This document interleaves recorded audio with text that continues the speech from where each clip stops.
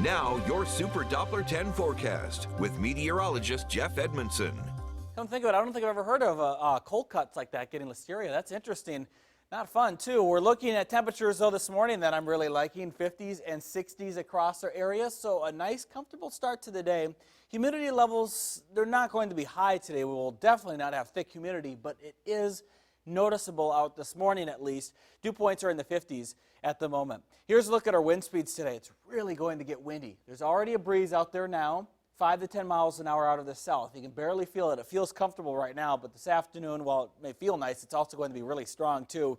It'll be blowing that pollen around as well. Wind speeds will be around 20 miles an hour this afternoon. We have high thin clouds overhead. They're called cirrostratus clouds. They're really high in the sky, and most of them actually are made of ice.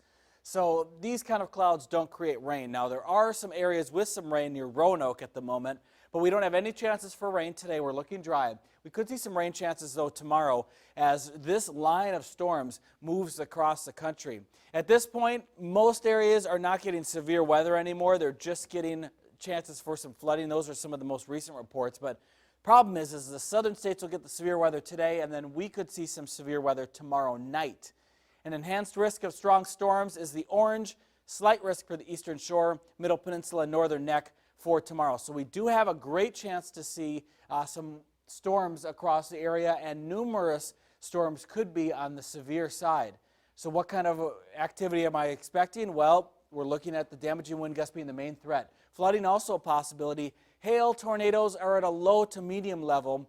The thing is, when you have a line of storms like what we have across the middle of the country right now and what we'll see in our area tomorrow night, those kind of storms don't typically create tornadoes. To create tornadoes, you usually need an individual storm cell that spins. That spin can help to create the individual part of this tornado, the mesocyclone essentially, and that can spin down to the ground. When you have a line of storms, well, you're not going to get a whole line to rotate and spin. It doesn't work that way. So we don't get as much rotation with linear storms. It can still happen, but the tornado threat doesn't look likely at this point, if they come in like that, to be the main deal. So let's talk about what we have for tomorrow. A few sprinkles, showers in the morning. There'll be a few stray showers into the afternoon, not much. I don't believe we'll get a lot of rain during the day tomorrow. I believe our window for storms will be tomorrow night going into Saturday morning. And this model just updated here a few moments ago. You can see how that line is in central Virginia at midnight, and it's right on top of us at 3 a.m. So midnight to 3 a.m.